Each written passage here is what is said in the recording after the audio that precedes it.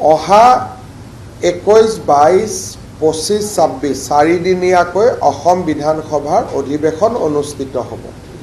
বিধানসভাৰ অধিৱেশনৰ পিছতহে মই নতুন দিল্লীলৈ যাব পাৰিম আৰু নতুন দিল্লীত মই ৰাষ্ট্ৰীয় সভাপতি মহোদয়ক সাক্ষাৎ কৰাৰ পিছত কেবিনেট এক্সপানশ্যন বা সম্প্ৰসাৰণৰ বিষয়টো আহিব। মই ভাবোঁ যে জুনৰ প্ৰথম সপ্তাহতহে কেবিনেট এক্সপানশ্যন সম্ভৱ হ'ব। বিজেপিয়ে ব্যক্তিগত আশা আকাংক্ষা বা এছপাৰেশ্যনক প্ৰমোট নকৰে।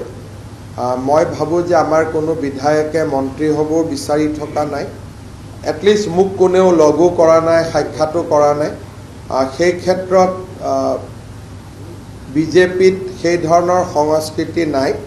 কিন্তু ৰাইজৰ আশা আকাংক্ষা পূৰণৰ বাবে আজি আপোনালোকে কেবিনেটত দেখিছে যে আমি দুটা প্ৰমিছ 2 লাখ চৰকাৰী চাকৰি UCC আমি অলৰেডি কাম আৰম্ভ কৰিলোঁৱেই। গতিকে ৰাইজক দিয়া প্ৰতিশ্ৰুতিখিনি আমি আখৰে আখৰে পালন কৰিম আৰু সেইকাৰণে বিজেপিৰ মেনিফেষ্টোখন আজি চৰকাৰে as a guiding principle of governance হিচাপে আজি আমি ইয়াক এডপ্ট কৰিছোঁ। তাৰমানে আমি এই গোটেই মেনিফেষ্টোখন লৈ কিমান চিৰিয়াছ তাৰ এটা ষ্ট্ৰং ছিগনেল আজি আমি আগবঢ়াইছোঁ।